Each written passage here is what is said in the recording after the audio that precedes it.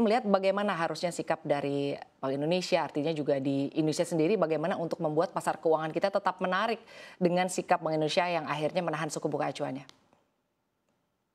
Iya, kalau kita lihat investor ya, terutama investor obligasi itu biasanya melihat yield spread juga antara yield spread obligasi USD dengan obligasi kita gitu. So far masih positif spread ya.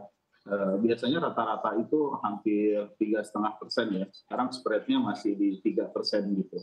Jadi masih ada apa namanya appetite untuk masuk ke obligasi negara kita karena yield spread-nya memang masih cukup baik untuk investor ya di kisaran 2,5 sampai 3% gitu. Baik, Pak Hanif, lalu menurut Anda sendiri ya Pak, kalau kita lihat ini inflasi Amerika Serikat yang masih panas, seperti tadi sudah disampaikan bahwa The Fed kemungkinan akan menaikkan suku bunga acuan ke depannya, tapi sebetulnya efeknya terhadap racikan manajer investasi kalau di Indonesia sendiri seperti apa, Pak Hanif?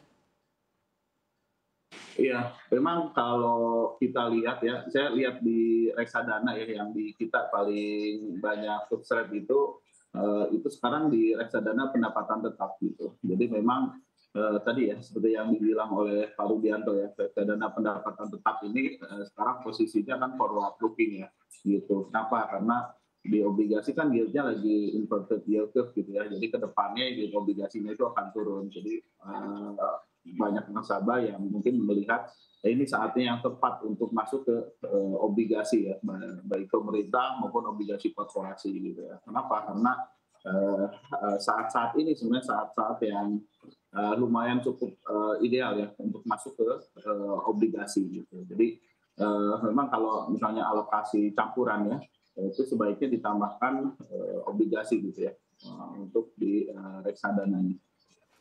Baik, kalau menurut kacamata Anda sendiri, Pak Rudi, bagaimana ini dampaknya kepada racikan dari manajer investasi menurut Anda?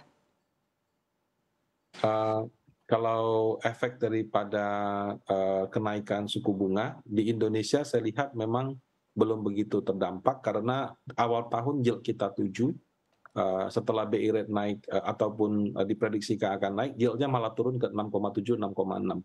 Ya, jadi antara BI rate sama yield Sun itu memang tidak searah. Apakah nanti akan naik? Ya mungkin akan ada sedikit volatilitas, tapi sampai dengan akhir tahun menurut Panin Aset masih akan turun ke 6 sampai 6,5%.